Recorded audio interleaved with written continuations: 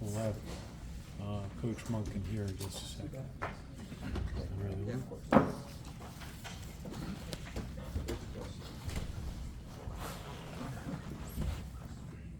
Afternoon, everybody. I hadn't had a chance to look at the play-by-play in earnest, but I think it probably showed that we played a much better first half than we did in the second half. I thought our defense played great, particularly in the first half. I mean, all the way up until the end.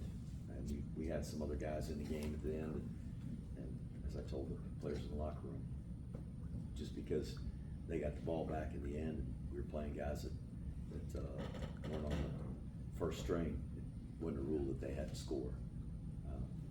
I thought our first defense really played well, and I was just excited about the fourth down stop we made and the big plays that got them in long yardage situations that forced them to punt. Those were all positive things that happened today on defense. Offensively, I thought we played pretty well in the first half. The exception being the fumble. We had two touchdown drives, and a field goal at the very end of the first half, which I thought was a great job. Again, like last week, we were able to finish the first half with a score. Unfortunately, we couldn't come out in the second half and had to punt the very first drive. But I thought the second half, our offense had played very poor, and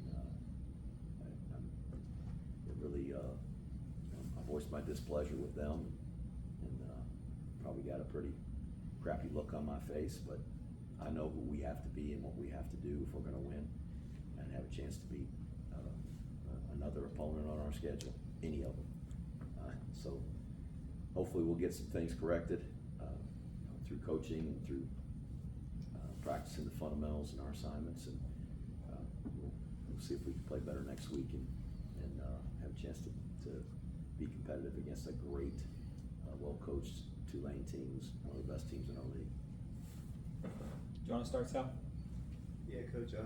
The consistency that you're looking for, is it a matter of, is it a fundamental thing, or is it, what are you seeing that? Yeah, I mean, it all comes down to assignment fundamentals, execution of those two things. And at times it was assignment, at times it was fundamentals, at times it was both, and at times we could have done better jobs as a coaching staff to position our guys. So it's a combination of all of it, and I'm critical of every bit of it. I'm critical of myself because I'm responsible for all of it. And don't get me wrong, I'm glad we won. It sure beats the alternative. But I've been doing this a long time, and I tell you, sometimes it's even hard to enjoy the victories because the standard is so high. My expectations are so high, and the standards to meet those expectations, they have to meet the expectations. And so, it's too much to be perfect. I don't know, not in my opinion. So we're gonna keep trying. And when we have the ball, my expectation is we're gonna score every time we got it. If we don't, I'm gonna be disappointed. But particularly when we make some errors that we can do a better job of controlling. Does it make it more frustrating that you're halfway through the season and stuff is still happening, or? No, it happens. It's frustrating no matter what. And there's, I thought we had a pretty good football team a year ago, and we didn't score every single time we had it last year, and I'd get ticked off then too. We won the game today, and I don't want to discredit how hard it is to win a football game, because it is. And they got a lot of good athletes on that team, and Tim Alvin, their coach, is an outstanding football coach. They got a great coaching staff, and it's not easy to go into a situation where you're starting over. We're not starting over here. I've been here 12 years, and we got a culture established, and we got guys that have grown up in our program, so my expectations are really high for these guys. And that doesn't mean that they didn't, in a lot of areas, probably have better athletes than we have, but just collectively, we gotta execute together, coaching and playing, and all that we're responsible for together.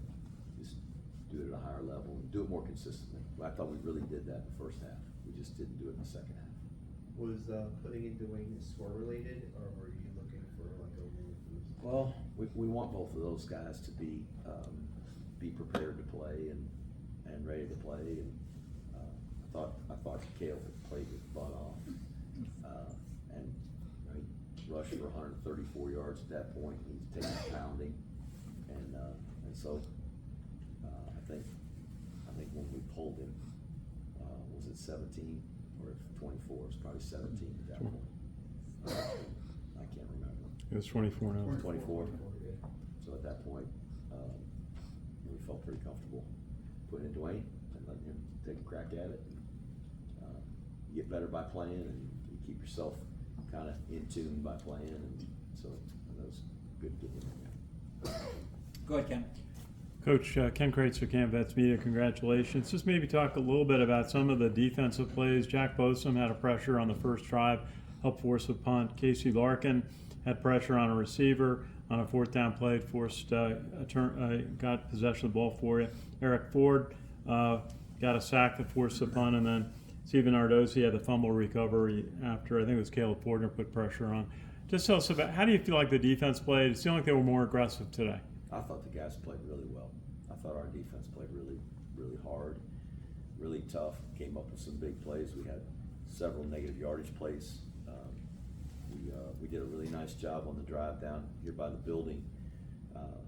We got a sack, and then we got another tackle for loss, and then a short gain on third down. And we went for the punt block and ran into the punter, but that was a really good series by our defense. Gave us a chance to get the ball around midfield. Now that the penalty count backed it up 5 yards or so, but they came up with some drives like that. A stop on 4th and 1, they threw the ball out in the flat, and we were able to stop them. So I was really proud of the defense, really happy with the way they played. We missed some tackles. I noticed that again in the first half, just talking to those guys about tracking the ball and tackling low, and we had some chances in the first half. And I thought Coach Woody called a really good game to tackle them in the backfield for a loss, and we missed a couple of those. But overall, I thought our defense played winning defense. I thought they did a good job. You talked about quarterback Cale Hellums' first drive. He got the 50-yard cross-field run, knocked out at the 1 and ran it in. And then the next, later, they did the 17-play, 10:51 drive, 85 yards, 6 ball carriers. Cale ran 40 yards. And then later on in the second half, he had the 44-yard pass to Noah Short. Great play, and he ran that one in also. Do you feel like the offense is just gaining some rhythm to the way they're playing? I hope so. I hope we're gaining some rhythm. It would have appeared so in the first half, based on all the things you said, and we all watched it. It would not appear so in the second half. Just didn't look the same. And we get a chance to evaluate that on film, look at what we called and how we executed it, and fundamentals that went along with it. And I know we're going to have to play better than we did in the second half. We're going to have a chance to win. Just a final thought, do you feel like the team is fundamentally playing better the last 2 games? I feel like we've practiced better the last 2 weeks.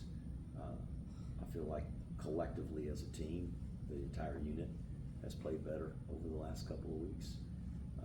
But we're going to have perhaps the biggest test of the year coming up against Tulane.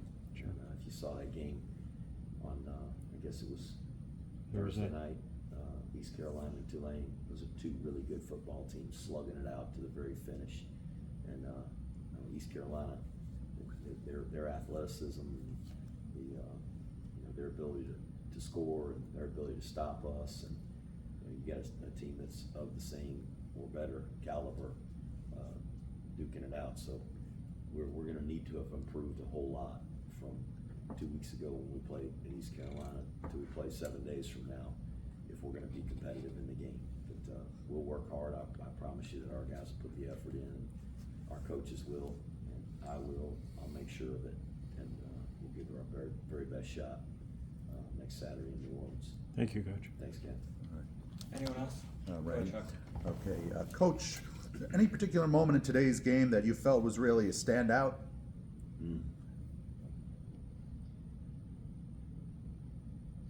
Well, let's see. One particular time was a standout.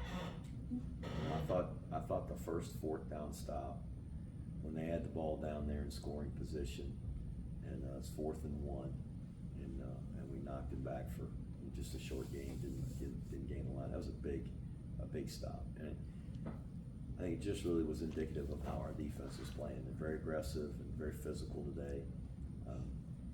I thought that was a big play. Right. We're going to Zoom. Joe Iacano, go ahead. Hey, Coach Monken, congratulations on the win.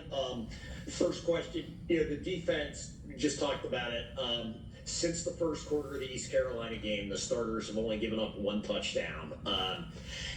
Just talk about their improvement throughout the year. As you mentioned today, they played a great game most of the game. So just talk about what you see in the defense and how they're coming along. We're doing a better job the last couple of weeks and really in that second half of the East Carolina game, playing blocks and getting off blocks. We've tackled better the last 2 weeks. We didn't tackle great today. I know we missed some, but comparatively, if we look back at how well we tackled against Kansas State, we missed 3 defensive tackles on the night. The next week against North Texas, we missed 23, and then at East Carolina, we missed 20. So we missed a lot of tackles in both of those games. We missed 11 last week, which at least is cutting it down, and we'll see how we did today. But the fundamentals of that, it's number one, to track a ball in space. That's really hard. Track a ball carrier in space, that's hard. Guys are athletic and they're fast. And then to bring a guy down with a lot of space is very difficult.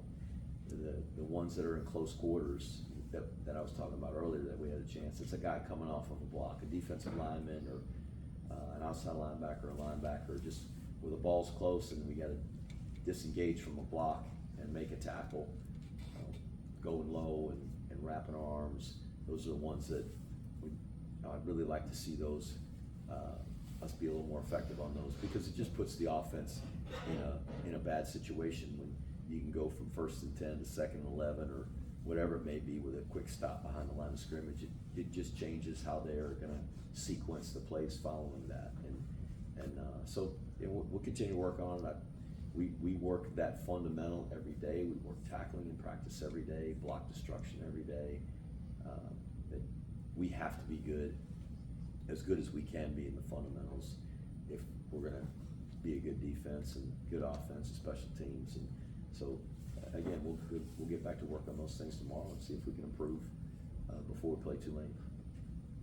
And then my final question, field goal extra point team. There's the block at the end, and Dawson Jones's first field goal was nearly blocked. Was there something there with an assignment on blocking or something that was causing a challenge for that team? The first one, I don't know if that first one was almost blocked. I'd have to look at it on the film, but sometimes there's going to be some penetration by the defenders in the gaps, and they kind of falling forward and throwing a hand up, and sometimes it looks a little bit closer than it actually is. The operation time is somewhere between 1.2 and 1.3 seconds usually on that play, and so that means a guy only has to go 7 yards, 6 yards.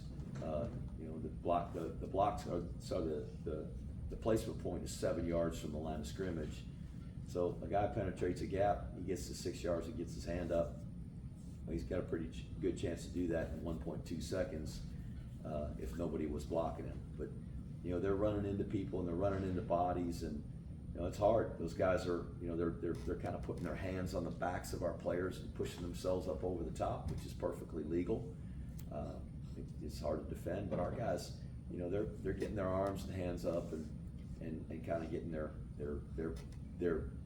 high block point down. Their hands come down, they're coming toward the ball, but they're not elevated like they would be if they weren't blocked. The last one that's embarrassing to me. We work PAT field goal protection every single day, and it's not that our guy wasn't trying to make a play and not trying to do what he was supposed to do, but there's two guys coming off the edge. One typically rushes between the tight end and the wing, one outside the wing. He should block the guy outside and let the tight end handle the gap between them, and he blocked the guy inside, so the guy coming off the edge was unblocked, and he's coming from the field, so the trajectory of the kick is going right toward him, and he was all over it, but we didn't lay a hand on him, and that's just a missed assignment, and that's our job as coaches to get him to do it right, and he didn't do it right, so that certainly could have been very costly in a closer football game.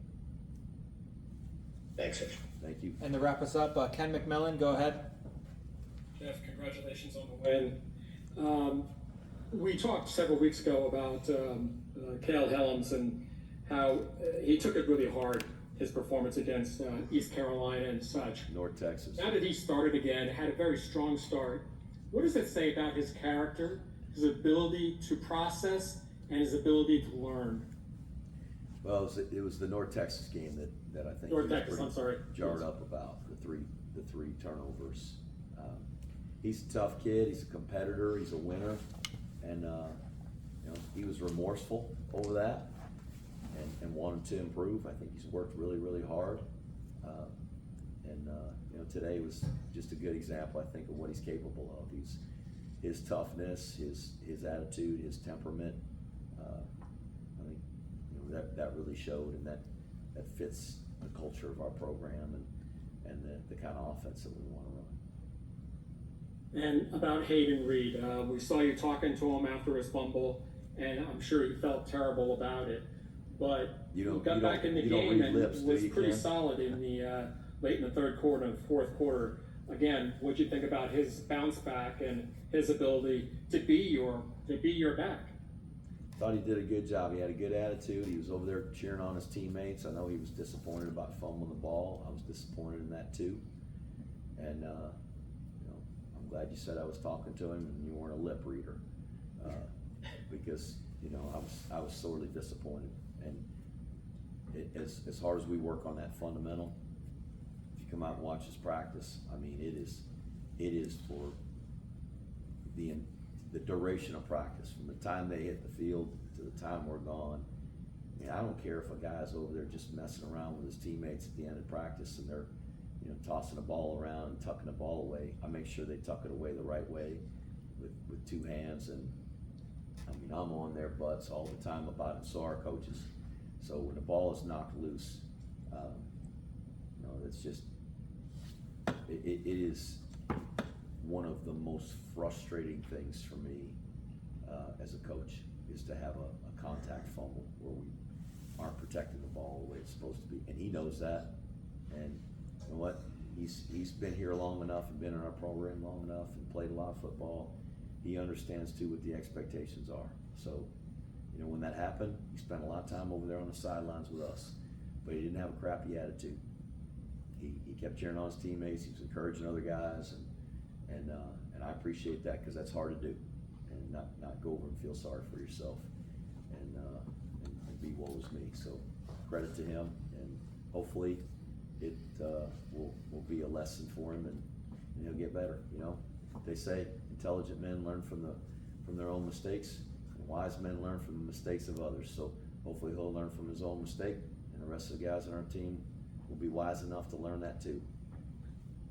Can you offer some thoughts on Smith and Bartosh in the backfield today? Thought they did a good job. I thought Jake Rendina did too. Thought all those guys ran hard and tried to play hard.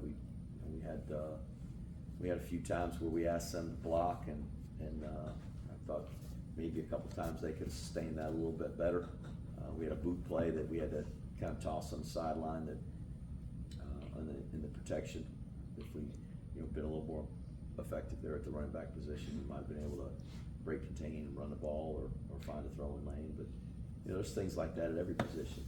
It's hard to be perfect, though. I'd like for us to be, and we certainly strive to be. It's hard to be perfect, but I thought those guys played hard. Thanks, everyone. Thank you.